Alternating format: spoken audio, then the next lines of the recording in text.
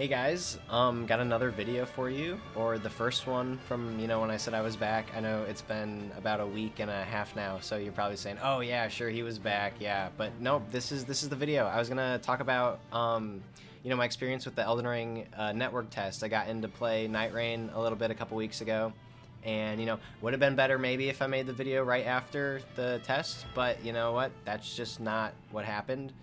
So this is what you're getting instead. I don't have any gameplay because I had to play it on the PlayStation, and my capture card, I bought one forever ago. I tried to set it up. The audio was always super staticky, and I just couldn't figure out how to fix it. I don't know if I just got like a bad one or what, but I don't know. So you're gonna get. I'm gonna show you a screenshot so you believe me. I played it. I swear to God. Look, there's me with the little bird guy. I'm sorry for the lighting. This is all I got for this room. My room's not very big, but this is it. So yeah, that's that's all the lighting I get. It doesn't look too dark in here right now. On camera it shows off kind of dark, but if I'm like outside all day and then I walk into my room, it's like I'm putting on sunglasses. It's super dark. So, overall, I just wanted to talk about Nightreign a little bit, give my thoughts on it, because there's a lot of people, and me myself, I was pretty skeptical to see how, to see if this was going to work. And, I think for what I did play was really promising. So, I thought I would just, go through my thoughts. I have some notes on my phone. And yeah, this will just be a talking Kennedy Sam talking video. So put this on in the background. No gameplay, hence the capture card issues. But you know what? I think what I have to say is worthwhile. So you know what? Just strap in. Okay. So the first thing I noticed was the lobby. You get in. It's like there's the round table hold. The actual lobby, it's not an exact copy of Elden Ring's. You can go around and talk to some of the playable characters. They didn't really say anything in the network test. There's a little area where you can test out the character's abilities and weapons. And then you have an upgrade station, which I'll get into a little bit, and then there's the main round table hold area, same with the swords and everything, and that's where you select which what mission you want to go on. So in the network test they only gave us one, where the final boss on day 3 was the 3-headed dog, but in the final game I think they said there's 8 final bosses on the third night, so you would just keep, you beat the first one and you go do the second one and then the third. But yeah, so the lobby, you're just running around, and then you get taken up by the little battle bus birds, and you get dropped down into this map. And the map, the first thing I noticed was it's way smaller than I thought it was going to be. And also in the network test, they only gave us options. They gave us 2 different options of maps we could play. So, in the full game, I'm pretty sure every time you go in, it's procedurally generated. But in this network test, we only got the 2 different maps. So, it got kind of predictable, but it never actually felt like stale, which was one thing I was pretty concerned about. Is okay, it's procedurally generated. It's the same reused bosses from other games that they've made. This is gonna get stale. There's no way this can't get stale. I mean, I love FromSoft. I replay their games almost every year, but this is definitely gonna get stale. But even with the maps being the exact same, I never really thought that. The reason being, I think, is because each night, you could see from the trailer, and also, I mean, there's so much gameplay now. If you really wanted to see gameplay, you could go look it up. This is more just my experience. I don't know if you want to watch a 30-minute rant of me just saying what the game was like without actually being able to show any footage. But yeah, so this is just my experience. The zone comes in so quick. I think it's either 16 or 14 minutes. So I'm just gonna go ahead and say, it's about 15.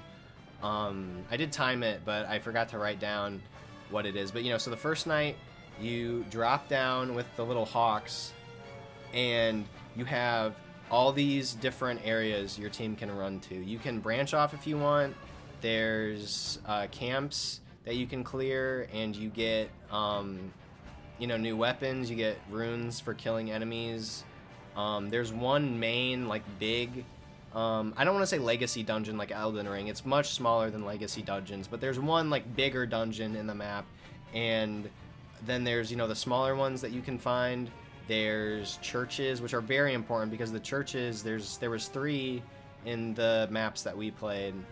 And when you run to the churches, you get an extra flask that you can use, and those flasks reset at bonfires that you find throughout the map. And the bonfires, you use your runes to level up, and it also re-heals you and refills your flasks. There's spirit trees, which lets you reuse the battle bus. I know they're hawks. I'm just gonna say battle bus because Fortnite funny. But yeah, so they would travel. There's a little wind path when you open up the map, and you can see where the spirit trees will take you. It's usually just like a circle around the map, and you can drop down at any point. And then there's the like in Elden Ring in the main game, there's those stone type of, I don't want to say dungeons, but there's the little areas where you'd run around, and there's usually a chest on the main surface level, and then you can go down below, and then there's usually one little mini boss, and then another chest. There's a lot of those around the map. There's the magic towers, or the sorcery towers that you can explore. So there's a lot to do in the compact map. So it never really felt too small, and I almost think it's a good thing that it's small because it gives you a chance to actually accomplish stuff within that time limit that you get. So you're running around, you're collecting weapons, you are getting runes to level up, and then after 15 minutes Fortnite zone starts coming in. So it brings you into a point, and then it stops, kind of, I mean, just like Fortnite, you have the ring, and it stops, so then you can start clearing stuff more in the smaller zone, and then after that, it just takes you automatically into the smallest area where you fight the first boss on the first night. And for us, we had the centipede demon, and sometimes I don't know, it's those misbegotten guys. There was the queen one, and then there was the one from the Elden Ring DLC that did the big slashies, the quick slashies that would teleport around. And so then you kill those guys. Second night, everything opens up completely again, so you're free to explore the entire map. All your progress stays the same, which I think is a good thing, because it allows, okay, we cleared this half of the map, now let's focus on this. I always tried to instantly get the churches, because flasks, having flasks is amazing, because it doesn't matter if you're strong, if your weapon's bad, you're always going to be using flasks. So really important that you go to those churches first. I'm sorry, I keep licking my lips. My lips are a little dry, I guess. Let's see what else we got. Yeah, as far as the actual bosses go, so a lot of people were saying, oh, it's just a rehash of the old From Software bosses. And while we didn't really see a whole lot of variety in the actual bosses, they did change up the moveset from the base games. Like Morgott, when you fight Morgott, he's way more aggressive and he has a couple new moves. The Centipede Demon, as you actually attack them, they will split up. The centipedes will kind of branch out, and then they attack you individually, which was really cool, because the one thing you think of when From Software balances their games is you're thinking, okay, how is this balanced around multiple people? Because every time you summon people to help you in Elden Ring or Dark Souls, it kind of, depends on their build, but it kind of turns it into a cakewalk. If someone just comes in with an insane build, or they're doing magic stuff. Sorry, I'm trying to get this hair, it's kind of bugging me. Yeah, so, there's a lot of different builds and stuff that people have, and they'll just completely trivialize any boss. But I think they did a really good job of making each boss actually feel like it's fighting everybody. It's not like, oh, it locks onto one person, completely screws them over, and then it goes on to the next guy. Or, it's only focusing one person, and then it lets the other two people just completely wail on it for the rest of the fight. It does a really good job of actually making everybody need to contribute to the fight to actually, make it, make so in order for you to win, I guess is what I'm saying. You actually have to put effort into it. And also, I mean, the skill of your teammates is definitely important. I think we got kind of lucky. I don't want to say lucky, but, in the network test, everybody that signed up for the network test is people who like From Software games, is people who are familiar with From Software games. I think if you're not going into this game with friends, it's definitely, you can get some crappy people, I'm sure, when the game comes out, and that will be, that'll always be frustrating. But yeah, and I want to talk about the leveling system a little bit now. So, in normal From Software, you gotta, do I put my points into vigor, dexterity, strength, what am I trying to do? In Elden Ring, your classes dictate your leveling, which some people might hate, but I actually like, because I don't like thinking about leveling in those games. I feel like I need to have a build, 3 weeks in advance before I play the game. I always stress out, am I building this right? Is this what I want to do? Is this okay? Then From Software, you pick the bird character. Oh, he's a tank guy.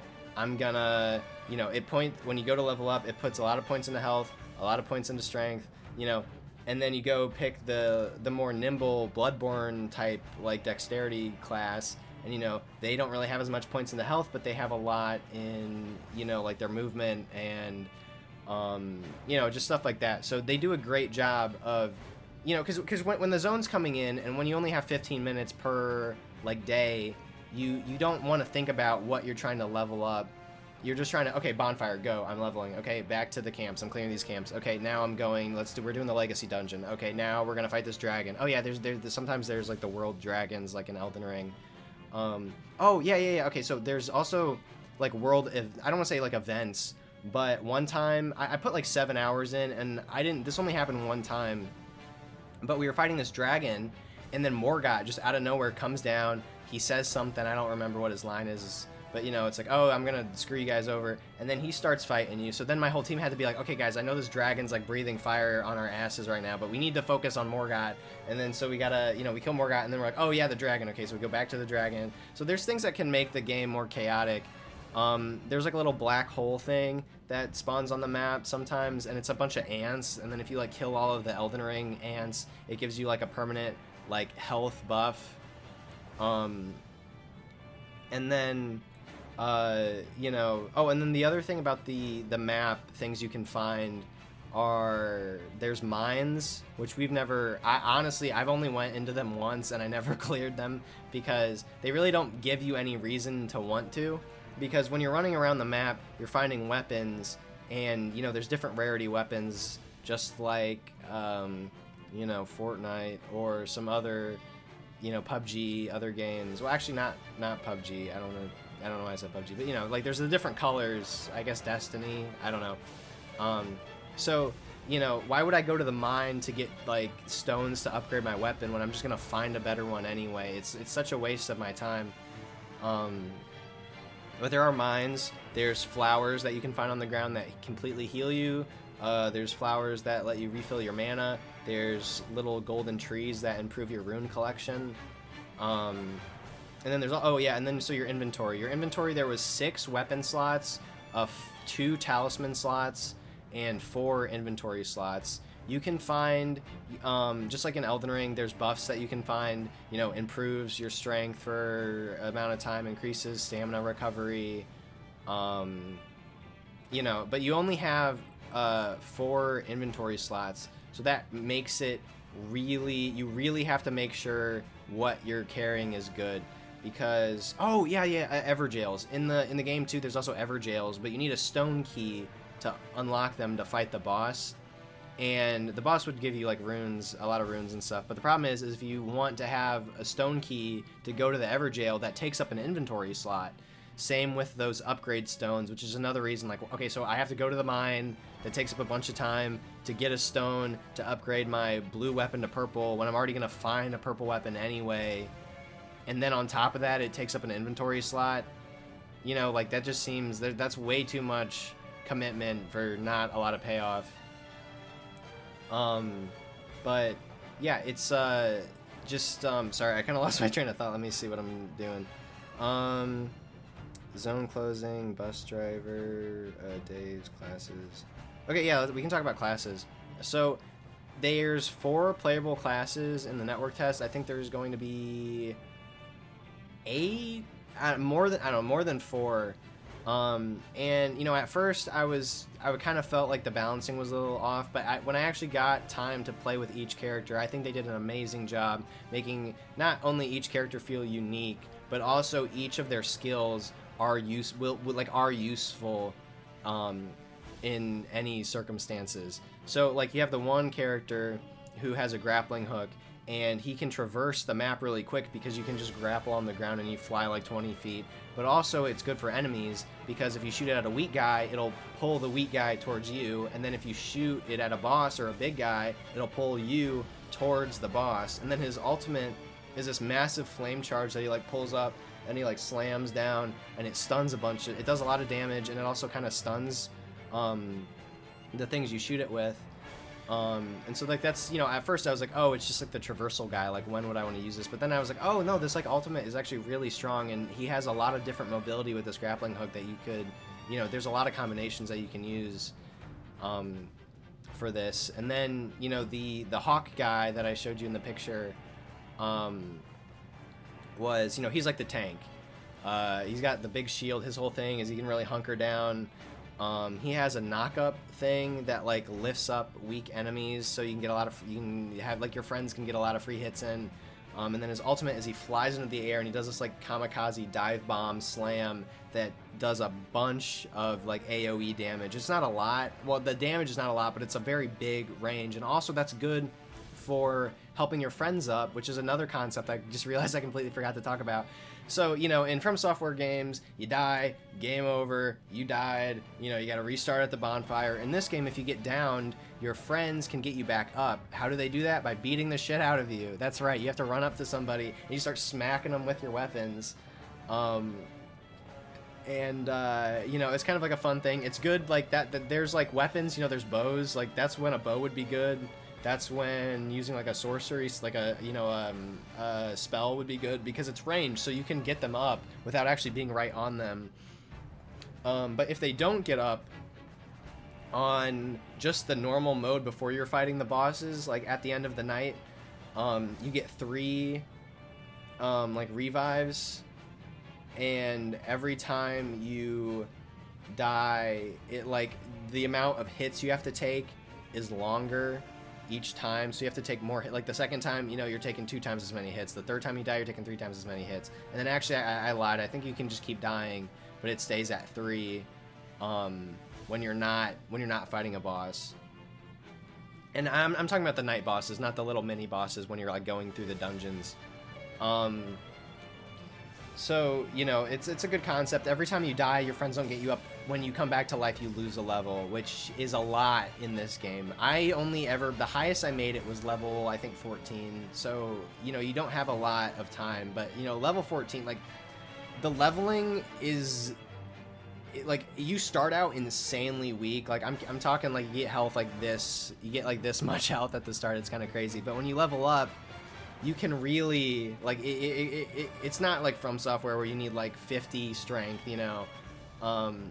Everything is quicker, so you're getting a lot when you're going from level 1 to level 2 and from level 2 to level 3. You know, you're getting a lot more than what you would normally. There are shops, there are merchants. I didn't really use those that much. Just another thing where it's like I'd rather use my runes for leveling than I would purchasing weapons or, you know, items that I could use.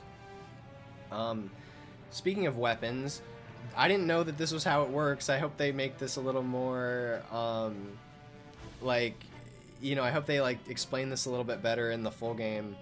But the weapons have like a little stat buff, So, a blue weapon, you need to be level 3 to use it. It has a little thing that's like 5% more bleed damage. And then you find a purple weapon, you need to be level 6. Or, no, I think you need to be level 9.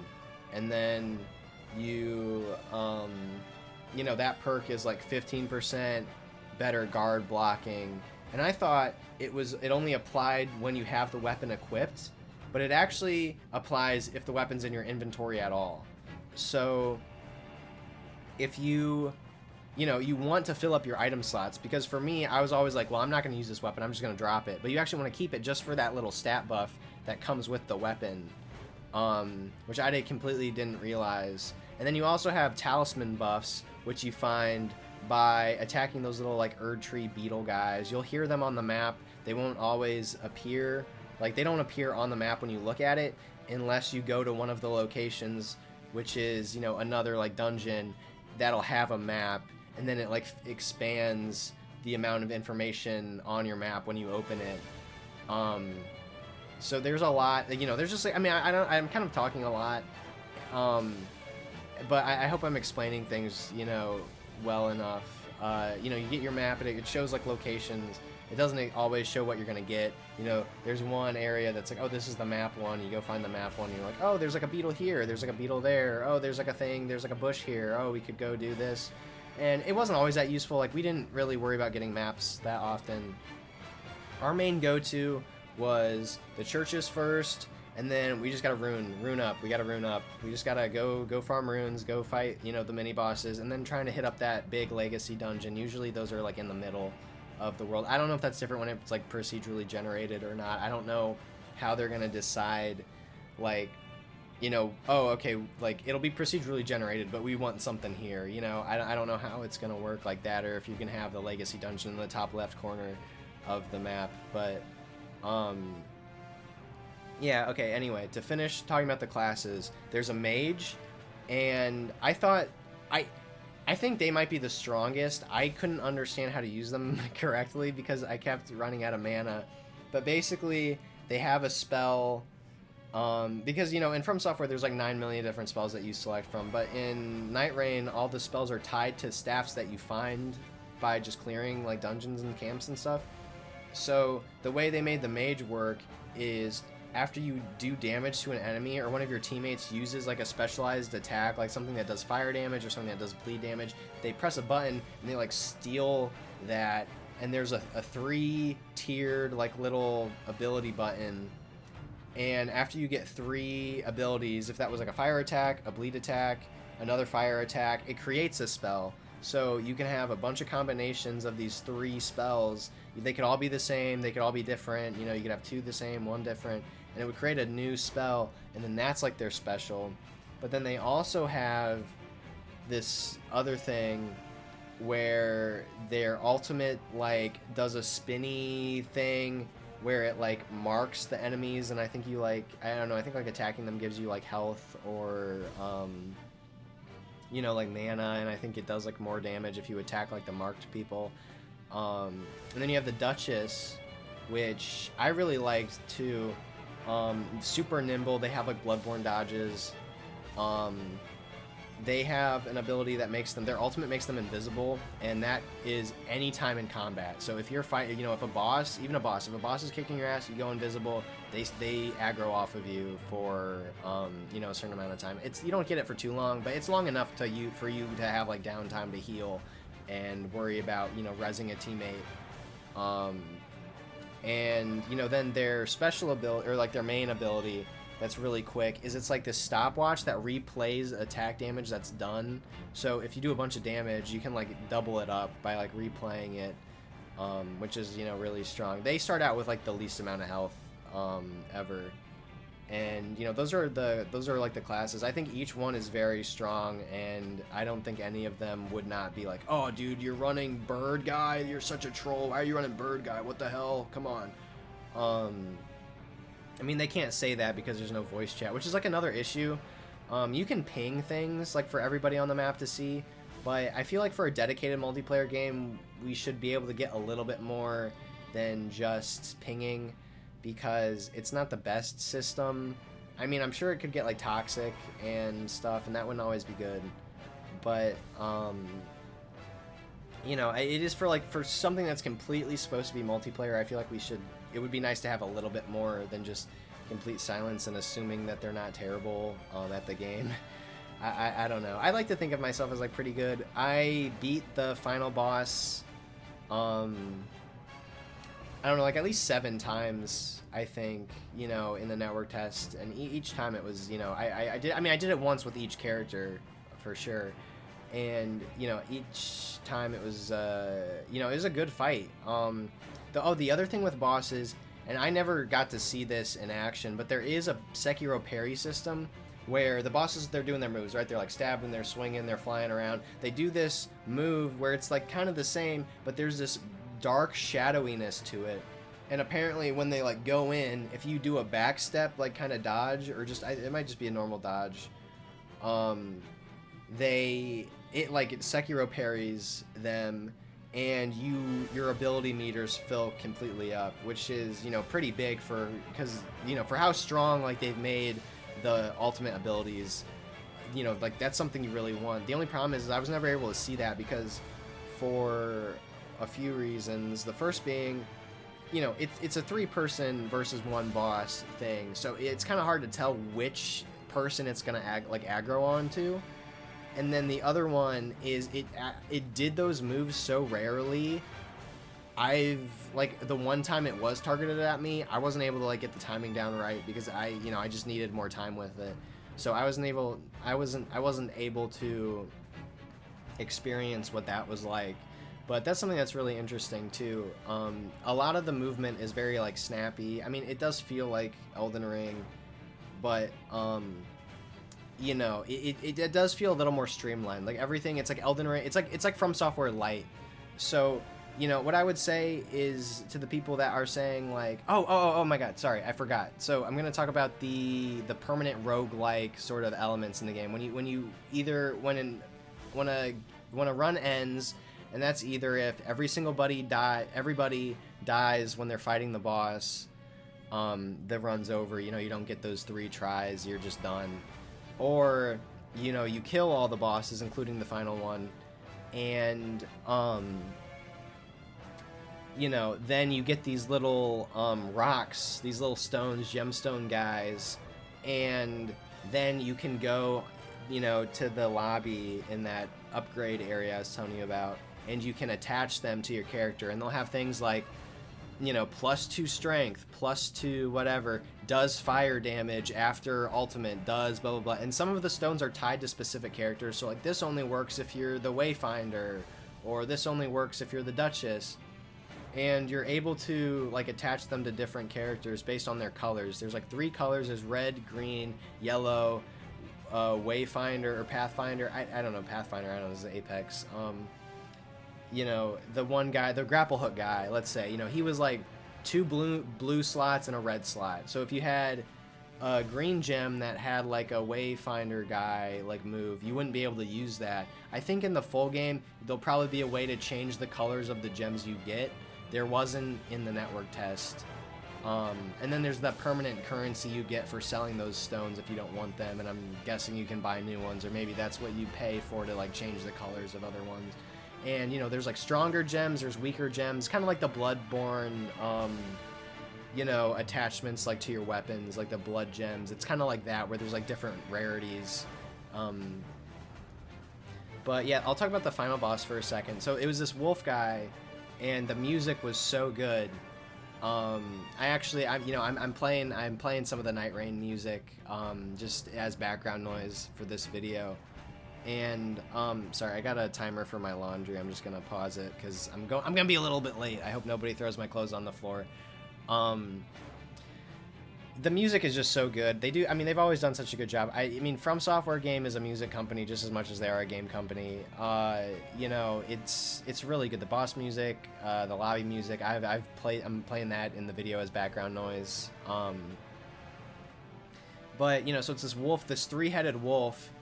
And, you know, so it's attacking you. It's got this kunai thing in its mouth as a chain. It's like whipping it around. It's doing a bunch of moves.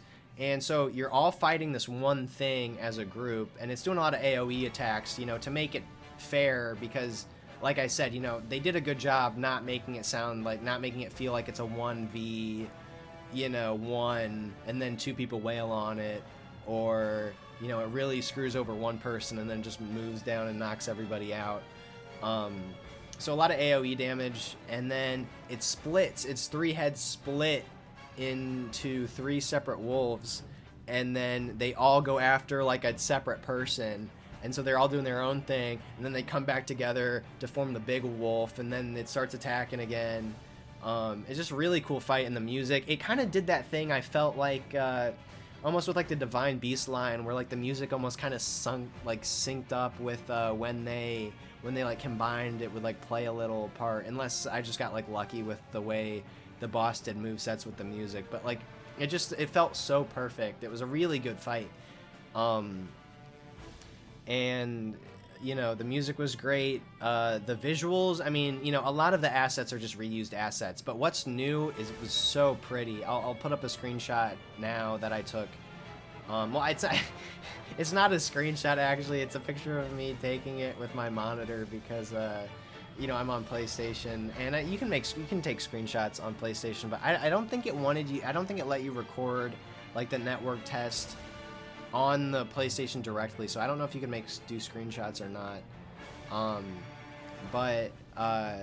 Yeah, so it's a phone picture, but like so beautiful, you know. I don't know what that means, like I don't know what that stuff is like lore wise, but basically after the second night, it goes first night, first boss, opens back up again, second night, you know, you go around, loot a little bit more, zone comes back in again, you fight the second boss, and then you immediately get put into like the third boss. You go into this little, I don't know, it's like this spirit goop, and then it says like ascend to like whatever goopy plane, I don't know, and then you go up to this like white tree thing, and then you walk up to this big shadow door, and then it opens up, and then it loads you into the final boss arena. So yeah, I don't know, that's just like me explaining the game. I don't know, it's like 30 minutes, you know, there's no gameplay, so you're probably saying, oh man, I don't want to just listen to you ramble. I don't think anyone's gonna make it this far, but yeah, I would just say, like, to the people that were worried, because I was worried about, like, okay, how is this going to work like roguelike? This is definitely going to get stale. I think I've said this already, but, you know, I felt like what they have is very good. It's not something that you're going to put hours and hours and hours into. You're not going to, you know, put, like, 3,000 hours into it, but it's very good for what it is. You know, it's a very good, you know, if you're just walking around one day and you're like, man, I got that From Software itch, you know, I'm scratching my hand, I just need to play a From Software game. You just load in and you play. You know, one of our runs took like 36 minutes. You go in, you do a run. Okay, got my From Software fix. It's going to be a really good game for that. It's going to be amazing to play with your friends. I mean, that's a really fun way, because you've never really been able to do that before. I mean, you could summon people, but that's not the same. You're actually running around the whole time with your friends.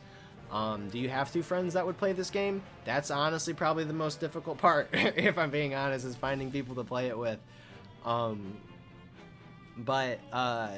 Yeah, I would just say I had a good time, and I was a little skeptical, but I'm very excited for when that game comes out in May. You know, there's only going to be 8 like worlds. It's going to be procedurally generated, so I mean, you can keep going in, but you know, you're just going to go in for like a couple weeks, knock out those, you know, levels, or, you know, worlds, tiers, whatever you want to call it, you know, all 8 of them, and you'll just set it aside, you know. Oh, maybe I'll go play Sekiro, maybe I'll go Dark Souls 3, oh, I really like Shadow of the Erdtree, let me kick Mesmer's ass one more time. You know, so it's just, for what it is, it's very strong, it serves its purpose. I'm glad the roguelike elements aren't as heavy as what they could be, and I'm glad the leveling is like simplified. So, you know, there's people that are really going to be into roguelikes and really into like the leveling system that would probably get turned off by this, but I actually think it's a strength because it's so simplified. You can just focus on the amazing From Software. I mean, that's really what they do. That they do amazing combat in their games. It's, you know, and music, I guess, like I was saying. But, you know, their combat loop is just so good, and being able to focus on just that, it feels so streamlined. It's just like, you know, Elden Ring light, From Software, without all the clutter. You just run in, you know, you run around. It's really good, and I'm looking forward to the game. So if you were wondering, you know, is this game for you? you know, I hope that answers your question. For me, it is. I was seeing some comments online, and you know, one of them was like, "It's me. I'm the target audience." I just like, I just thought that was so funny. But yeah, I think if you like From Software, you will like this game. You know, I was a little worried, like, oh, the zone, like, dude, this is literally this is like Elden Ring Fortnite, like they're just cashing in on trends right now. But it works. I think it works really well. You know, the other thing with the one final thing I'll say with the zones is, you know, it does actually give you a lot of freedom. It doesn't do as much damage as what you'd think it would. So even though the zone is coming in, you have more than enough time to finish what you're doing and even start something new maybe if everybody's in the zone. Because if you run to a, well, I said bonfire, if you run to a site of grace, even while you're in the zone, you get your stuff replenished still. So it gives you actually a lot more time than you think to get stuff done, because the final, like, the bosses at the end of the night don't actually spawn in until everybody's like in the zone. So yeah, I don't know, it was just a good time. I enjoyed it. I'm looking forward to the game. Hope you're looking forward to, you know, the game. If you liked me ramble, if you like this video, I mean, you should subscribe, because I mean, nothing's gonna get more, it's not gonna get any more boring than this.